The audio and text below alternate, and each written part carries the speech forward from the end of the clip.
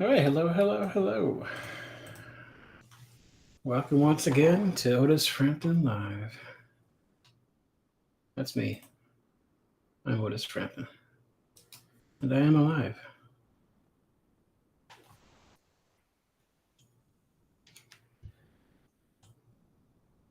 Just making sure the audio works as always. Otis Frampton cannot have bad audio.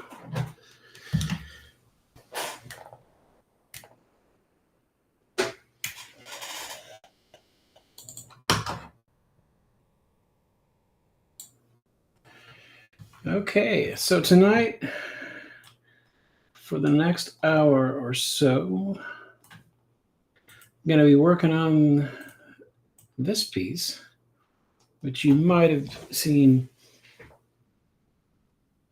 on previous episodes. I was inking it, and actually, so these are the blue line pencils that I printed out and inked over traditionally, and this is what those lines look like. Now, usually when I do a commission like this, after I scan it in, I will go and tweak the lines a bit, usually re-inking parts of the faces, because I feel like, when I'm inking traditionally, I definitely lose some of the subtlety of the lines that I wanted in the original pencils. So what we're going to do here, I've already started doing it. I'm going to go in and do a little touching up of the line art here. Let's see. I already did parts of Kira here, but so when I do a commission like this, I'll do the pencils as tight as I possibly can, because I know that I'll be inking it. And sometimes, especially in a piece like this, where there's some where the characters are kind of small, it's I lose a lot of the detail that I like when I'm forced to ink with something like a micron. So I like to go in and just touch up the face mostly, to get some of that original subtlety back in.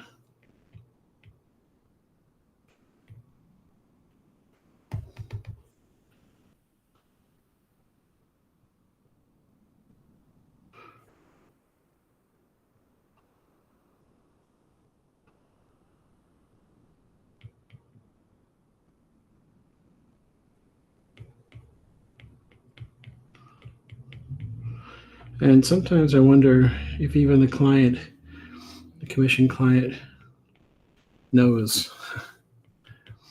I mean, I say I've done it, but I don't think it's any mystery as to what I've done. But they have the original line art and the high res file of the final colored artwork, so they do have something to compare it. But it doesn't take too long to go in and touch things up. And like I said, it's mostly just like the face area on certain characters. That's enough.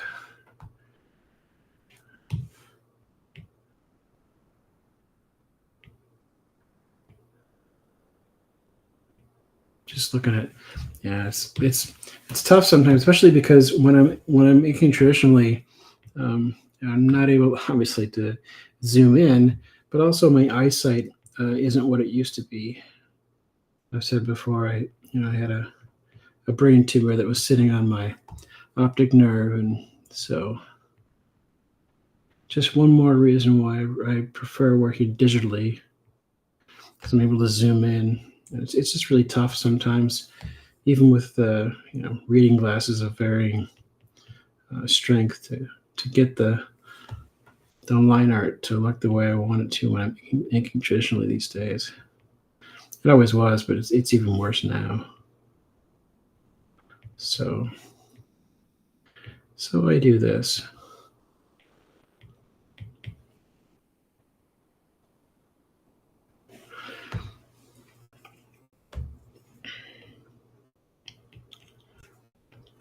Just because, I should probably say, for those who have never seen what I do here, when I do a commission, the client gets the original piece of original artwork, obviously, but also a digitally colored version that they can print out. And I do this for a couple of reasons. One, added value. It's I think it's a good thing to offer, but also because I tend to think of myself as I'm a digital artist mostly, and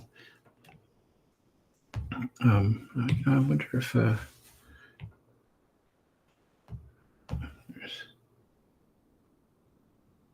I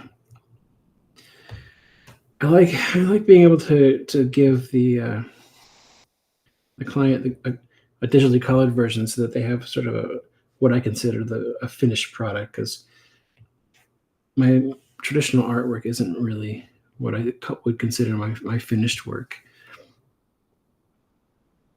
I'm not much of a traditional artist for the most part. And so in some ways it's sort of like just to satisfy my own ego, is why I do the color version.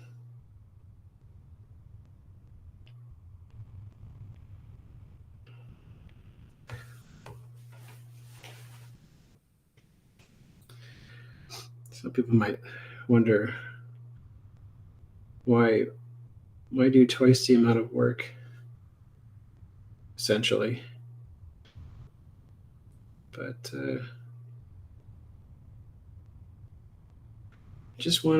I want the finished product, the one that I'm going to show, like on my social media sites and stuff like that, maybe on my website. I want it to reflect, my best intentions. And so here's another example. I screwed this up big time. I should have, when I inked it, actually when I first drew it, and I screwed up his face.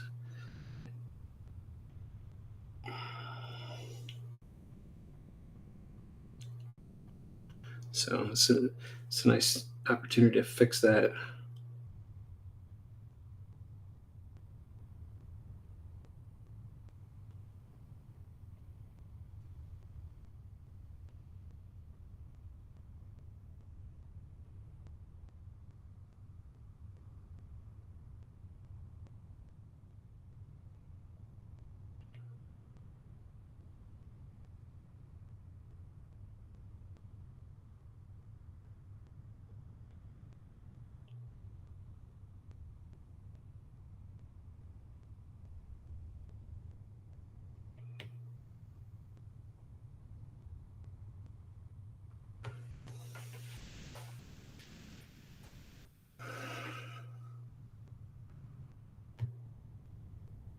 I actually forgot that I hadn't done this yet.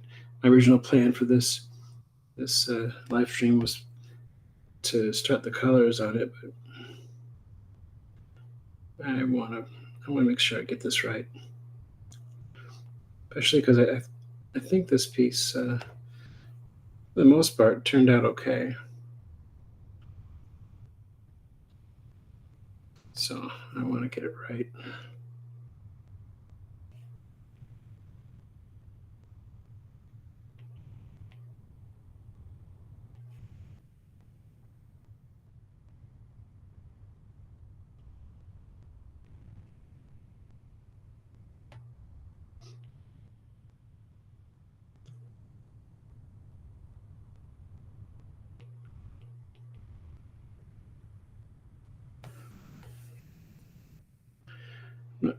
I probably won't end up doing to re-inking everybody here.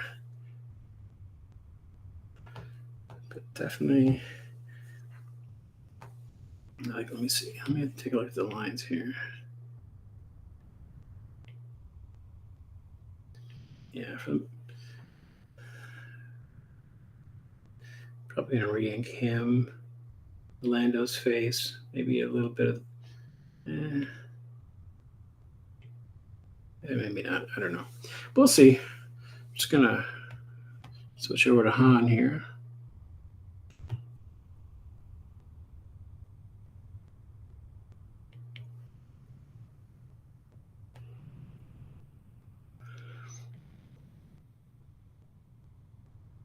I am looking forward to coloring this piece for sure.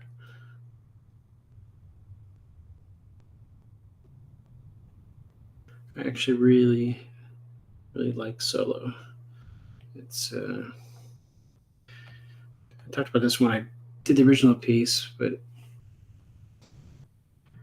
when I watch Star Wars these days, it's pretty much a five movie affair, and if I choose to watch like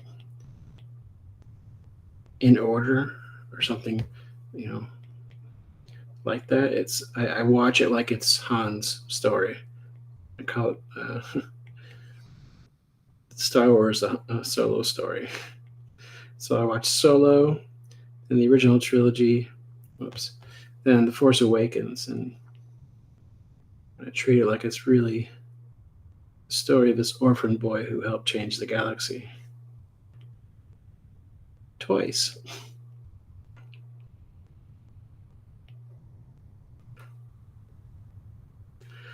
The street rat who helped save the galaxy.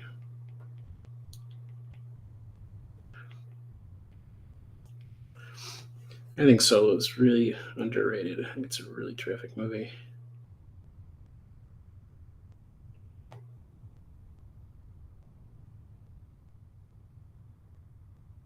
I also got to fix his hand here. I screwed up the hand. Han's hand. Let me see. What do I think of? I think those lines are okay on that guy.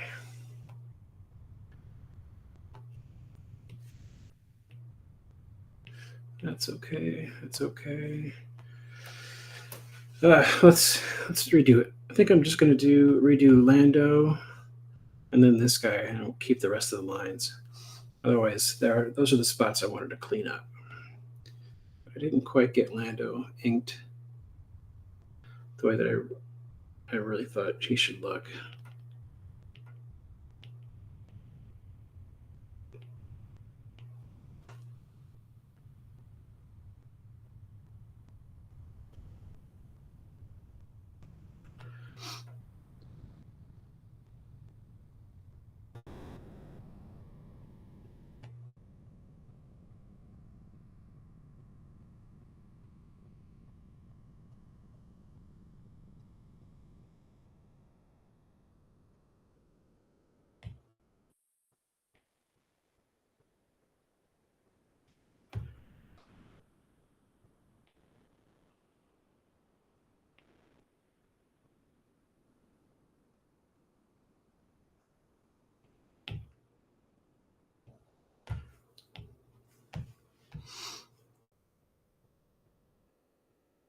Whoops.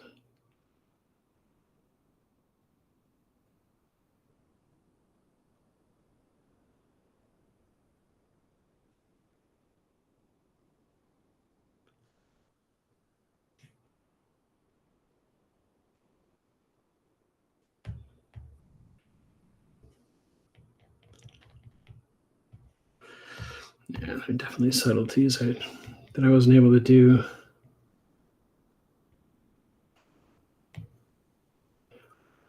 The traditional inking.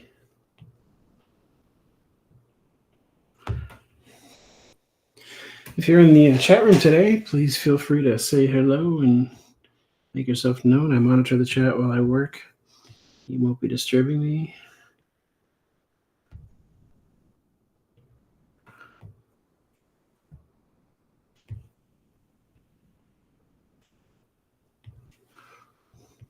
if my patient client who is waiting for this piece, as well as 2 other pieces that are finished, is watching tonight, I will be finishing the colors on the live stream. I'm just going to keep plugging away and doing shows.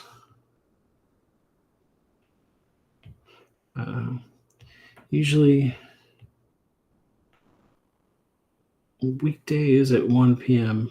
from now on.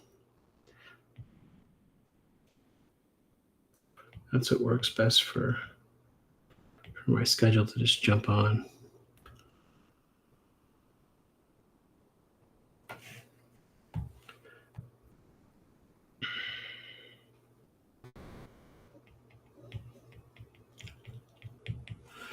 Yeah, I like being able to get in there and do some fine details for certain things.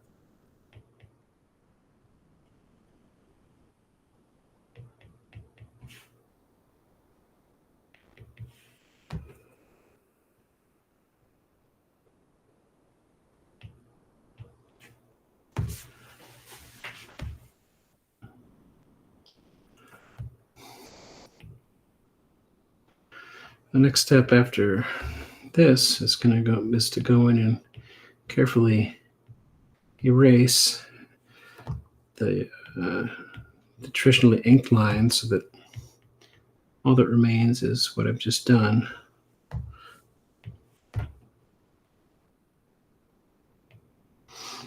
Then I can start coloring.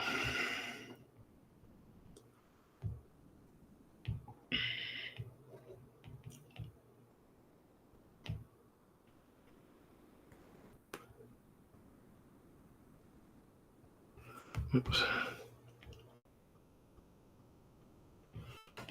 I really like the specific details that I threw in here for his hair.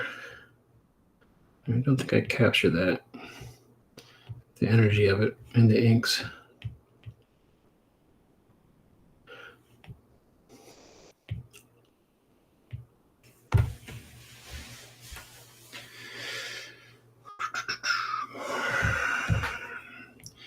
Almost done re-inking. Then I can start with some fun stuff.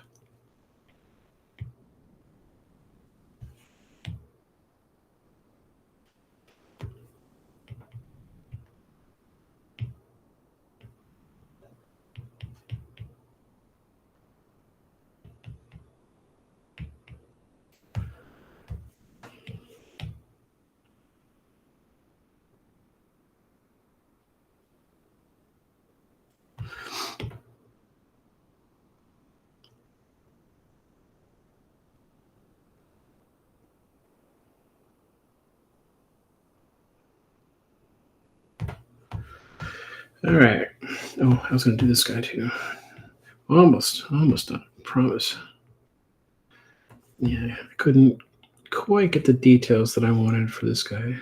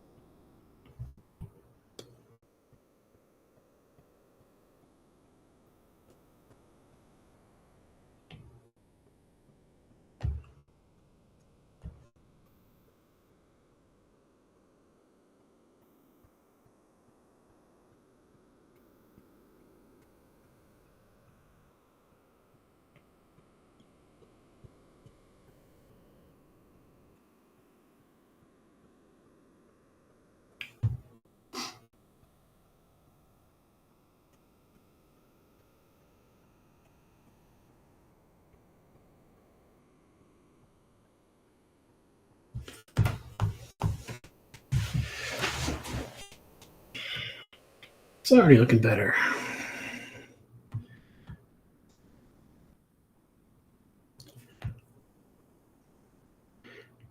I can hear my client saying things like, "It looked fine before." I know, Brian. But I gotta tinker. You know how I am.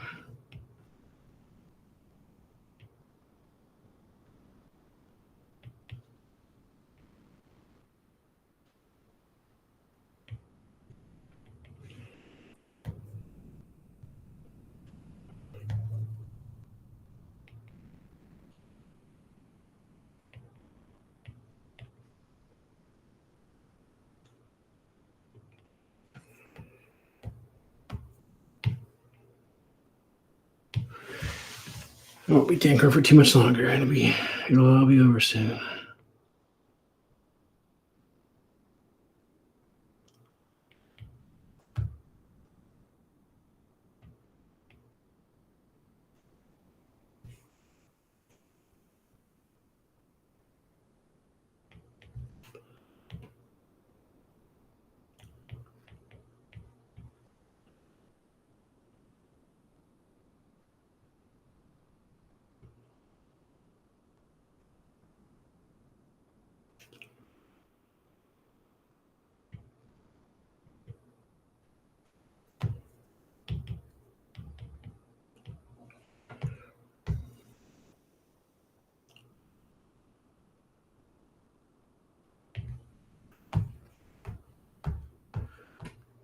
Okay.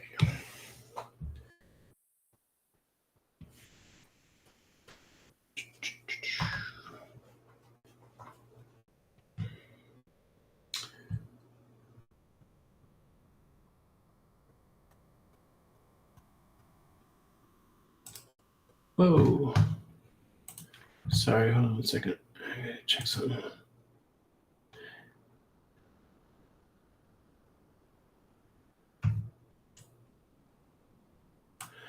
Oh, hello, Reformed Movie Geek on YouTube. Oh, look at that. I just noticed that on Rumble Studio chat, it shows all the chat. I had windows open for Rumble and YouTube to watch the chat, but I guess I don't have to watch it through. That's pretty cool. Rumble Reform Movie Geek asks, "Hey Otis, is that dry brush your preferred brush, or do you use it for certain commissions?" If you're talking about the digital brush here, I use it for everything that I ink, pretty much. That's my main inking brush, and it's called the Walt Kelly ink brush, and it was made by an artist named Stayf, Stayf. If you just Google it, you'll find him all over the socials, and it's a good brush. I really like it. What I use to brush, or what I use to ink, mainly for traditional illustrations, and this is what I use to actually ink the original piece. And these are the lines that were traditionally inked, are Sakura Pigma brush pens and Microns, Figma Microns. So that's what this was originally inked with, on my 17-inch Bristol. But yeah, the brush, that inking brush, is what I use pretty much for everything. For inking, I should say. All right, now let's bring the new lines. Align it with the old lines. Just want to make sure that I'm happy with the new ones.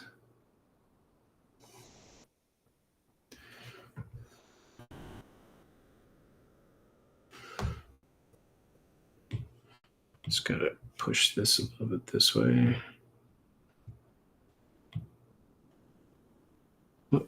Same it.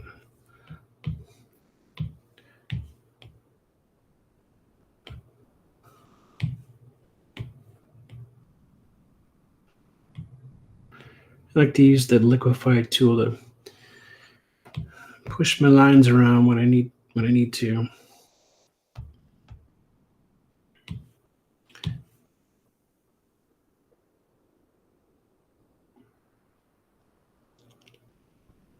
Oops, come on.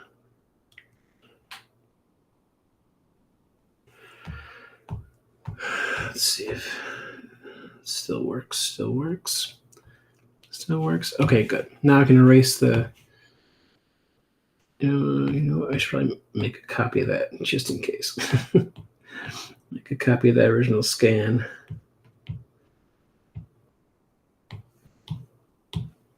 Now, let's go in here and chip away at the original.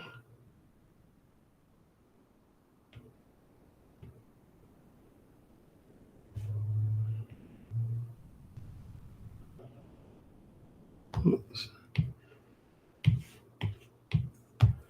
So I should finish inking, right?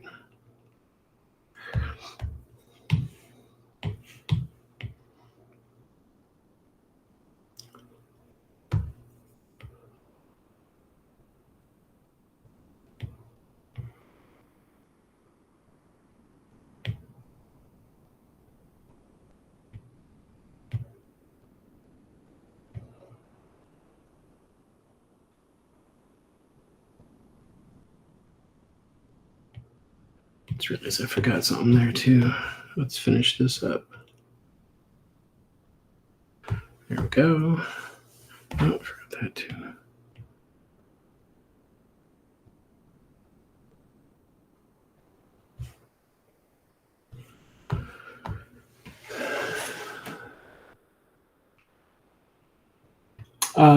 Form Geek says, it looks like you don't have any stabilization on. Nope.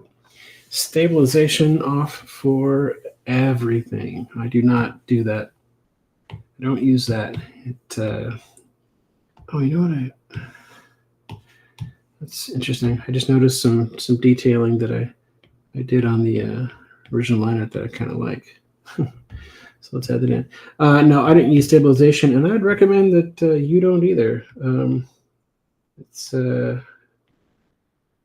just giving you some bad habits, because then when you need to have a steady hand, I feel like you're giving control over to the machine to create your lines, and I don't think it's a good idea for an artist to do. So I always recommend zero stabilization. Ain't no stabilization in real life, so I don't use it.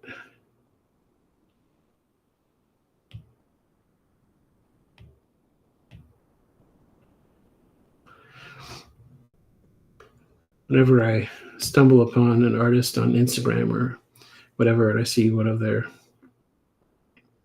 videos of them actually, working, and what I thought were just beautiful, smooth lines were actually highly stabilized lines, and I'm just like, oh, well, that's one way to do it, I guess.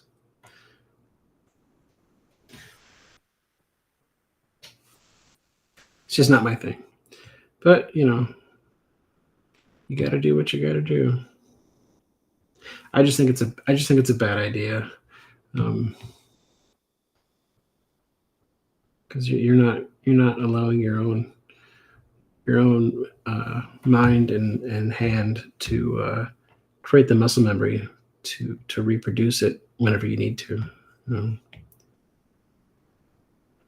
Also, I've the other thing is, and I might not have, if I had been around or been coming up as an artist when that was around, who knows? I might have used it, but I think I would have ultimately regretted it, because I found that some of the beauty is in the imperfections, and you don't get that when you're relying too much on the computer to create those lines for you.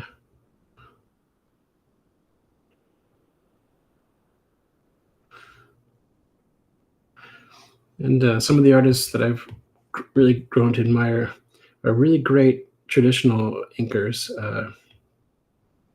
who I admire a lot, and I wish I could do it as well as them. But man, the imperfection. If it wasn't for the imperfections, I don't think that their work would look the same or feel the same. It's just really beautiful. So that's one reason why. I mean, if you notice, whoops, I can't really see it there. But in in this ink, this inking pen, can you see the grit in there? There's like grit, and it's not perfect. I put those in. I don't think the original brush had that. I think that's one of the ways I altered the Stave brush when I got it, because I want that grit. I want a little bit of grit in there. You know, it's what's the old saying? It's the piece of dirt in the shell that creates the pearl. You know, I don't know. It's one way of thinking about it, and that's just how I think about it. Did I get them all? Yeah, I think so. All right, so raise the opacity on this.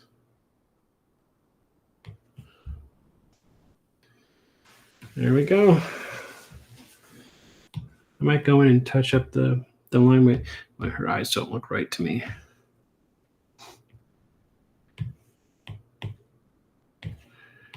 She looks cross-eyed.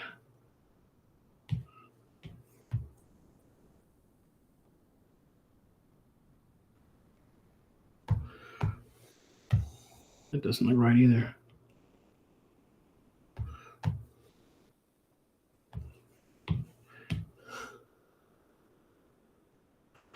Well, whatever. We'll fix it later.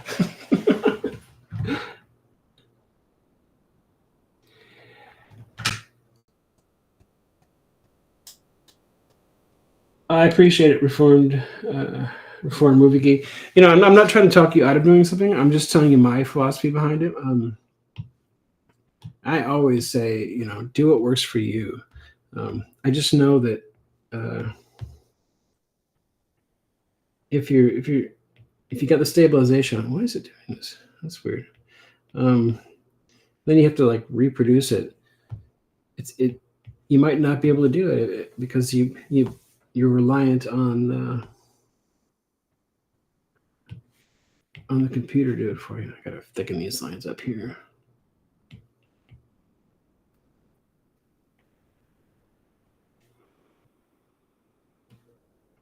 Is it going to be in the foreground?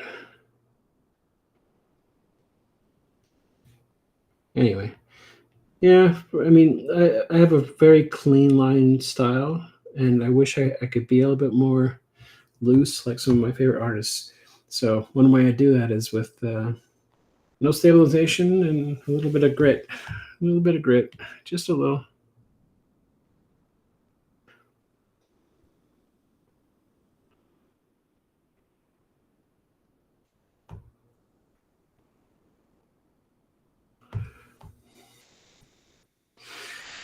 You know what? I should correct myself. There is one brush that I have that has stabilization on it, but it's for a very special purpose, and that is I created a brush to use for outlines on stickers that I make.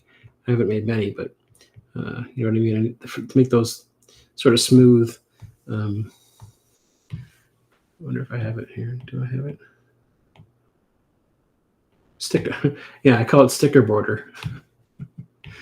And so you can see it there. But it helps, like when you're doing a white border around something, it's very helpful. And that's a special situation, you know.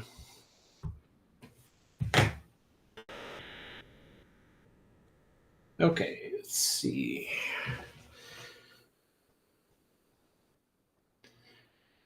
Now it's all right. What time is it? 7:34. I was gonna do some color work for this, but it's looking like I wasn't quite ready for it, and her face is really bugging me.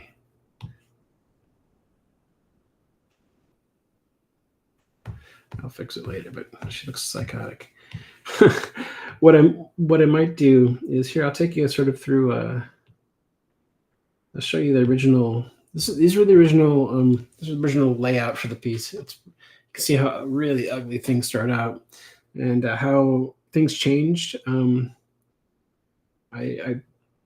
went back and looked at the reference. I realized there was a big light over the center of the table, and that's how I wanted to light the scene anyway. So I had to shift some things. Here's the second one after I did some shifting. Then I decided I wanted some characters in the extreme foreground. And then this was the first pass on digital pencils. And you can see I'm already sort of like throwing in an idea of how I'm going to light it. And of course, the final pencils, final digital pencils before I printed it out, inked it, and now we got those lines.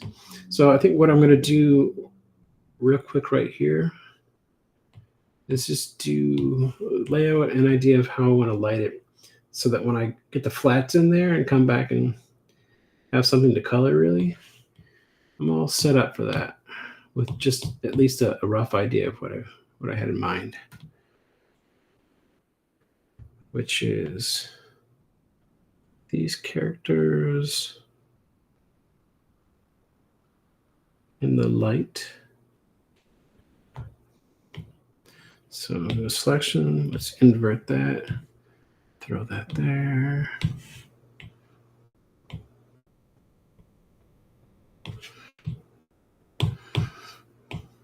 Come back and grab my brush. Whoops. Oh, I just realized something. Wait. Oh, I gotta fix something just real quick. Give me 1 second. Fix something. Oh, yeah, actually, I need that. I'll wait on fixing that. I know you can't tell what I'm talking about, but I know. All right. Now these foreground fellas are all going to be in shadow for the most part, allowing the other characters to stand out. And while this piece looks, pretty busy, and the composition is, it's not exactly traditional. I didn't obey the rule of thirds. I wanted it to be Han and Lando on either extreme side to see the whole thing. So I wanted it to be this way.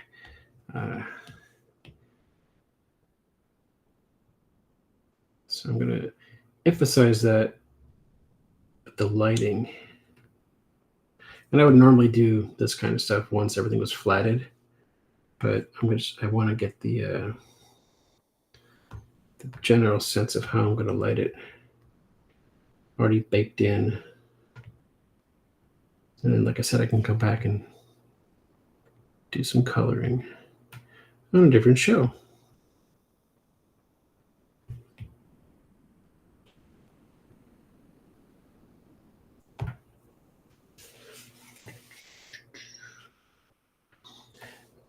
Oh, thanks. Appreciate that.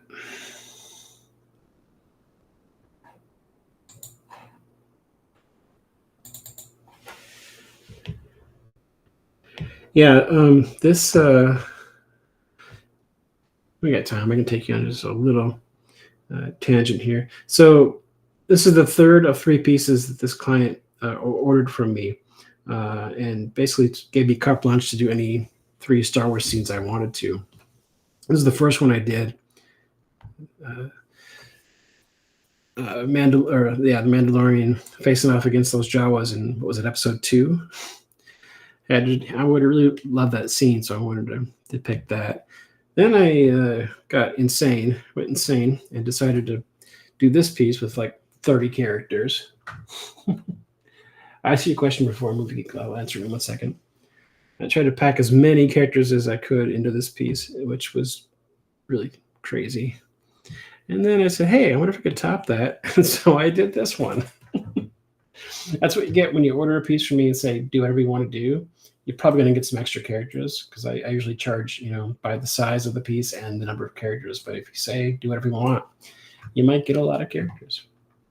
All right. Your question, your form of a geek asks, a bit off topic. Did you ever get a response for your Jawa Adventures comic idea? I did actually. I forget when it was. 2017 maybe. I was contacted by the editors of Star Wars Adventures at IDW when they still had the Star Wars license. And they asked me to do a backup story, to write and draw a backup story for Star Wars Adventures. It came out in issue 8, and it was a Jawa story. So, yep, it happened. That happened. That said, I mean, it's not Star Wars Adventures or Jawa Adventures, which I'd still do in a heartbeat if anybody ever came knocking. And I have the pitch up on my website. So if you want to see tons of Star Wars art, go there. Go to otisframpton.com. Click on the cover image of Star Wars Adventures number 8, and it will take you to my Jawa Adventures pitch, which features lots of Jawas. So many Jawas. If you're a recent viewer or of my work, for a long time there, for a few years there, I became sort of the Jawa guy. I just got on this kick of drawing Jawa after Jawa after Jawa. I drew so many of them that I became the Jawa guy. And that resulted in me trying to pitch the series to IDW. And like I said, I got to do a story, but there never was a series. And nowadays, I try to sneak in a Jawa. You can see there, I snuck in a couple of Jawas here on this piece too. I try to sneak in Jawas whenever I can to my Star Wars pieces. Because why not? They're the coolest characters.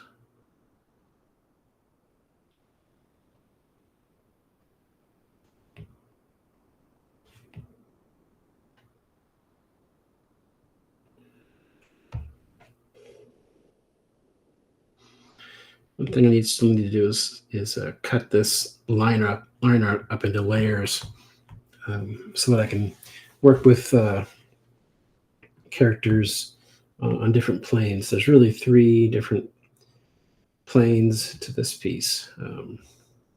There's the foreground. There's foreground characters. There's the 4 or 5, if you count the robot, main characters in the scene. And then there's the 3rd plane, which is the far background. Actually, the light needs to remain unshaded because the light will actually be on the middle plane of the piece. So.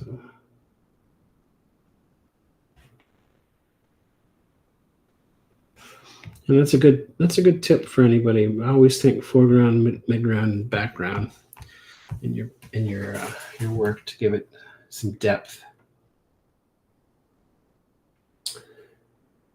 Movie Geek says, "I remember those comic covers. So super fun." Yeah, thanks. That was after I'd been drawing Jawa characters for a while, and I had the idea of sort of a backdoor pitch. That's when I started putting all the images that I already drawn into comic cover format, and I did some original ones too. But for a long time there, I had so many Jawa pieces that I was just creating fake covers, every day out of the existing artwork.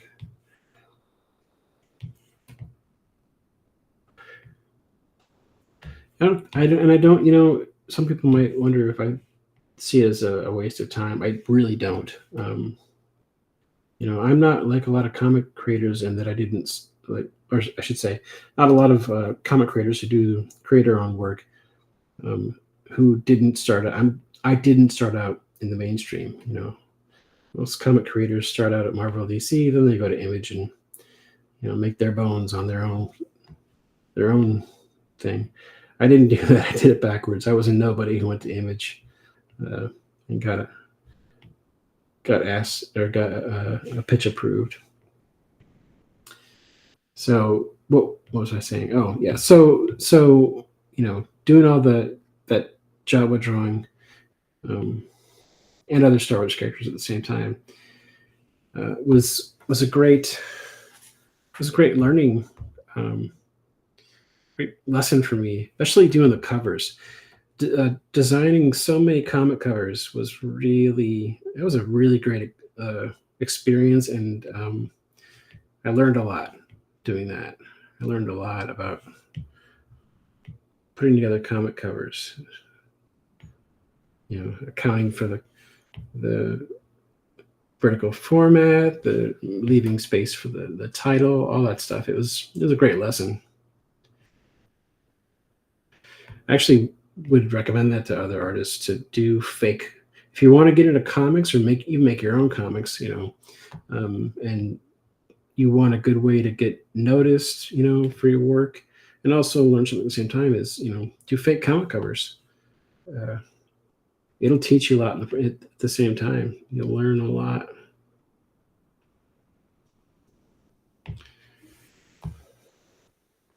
Let's see. Yeah, that's good.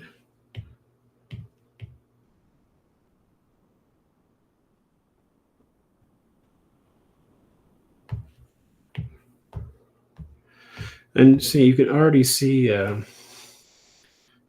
piece coming together in terms of where the characters are on the planes.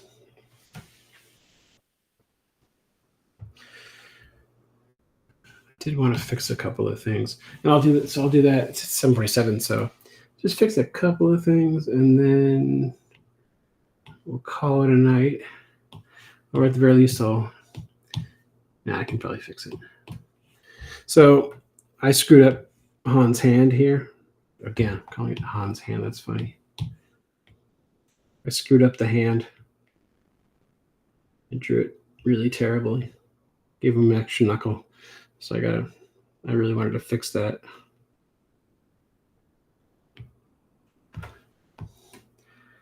And see, I got his. And this guy, I wanted to fix this guy. I got screwed up his hand too. Give him an extra knuckle. So let's fix those poor deformed boys' hands.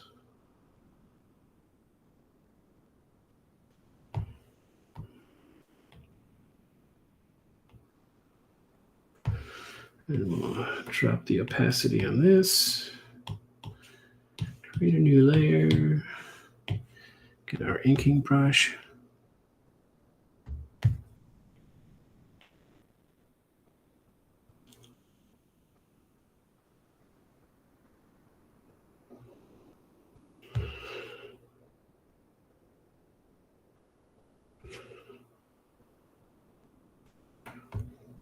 That's better.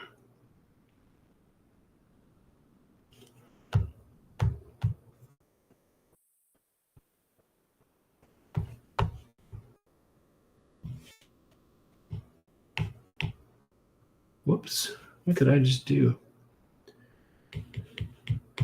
That was weird. I don't know how that happened. Turned off a layer and everything went crazy.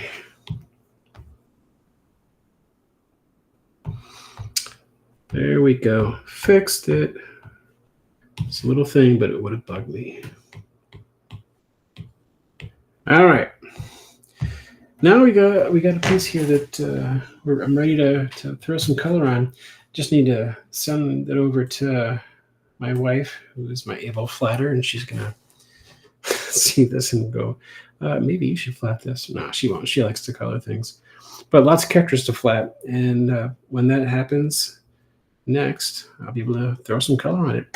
Thank you so much for watching. It was fun doing 3 shows today. Not sure if I'll do that again anytime soon, but I had some stuff to get done.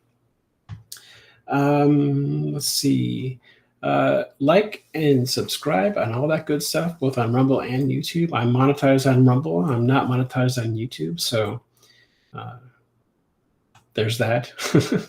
Maybe someday on YouTube, but I'm not quite there yet. And I will be back on Monday, probably at 1 p.m. Central, to do some more comic work. Until then, take care. Have a great weekend. See you later.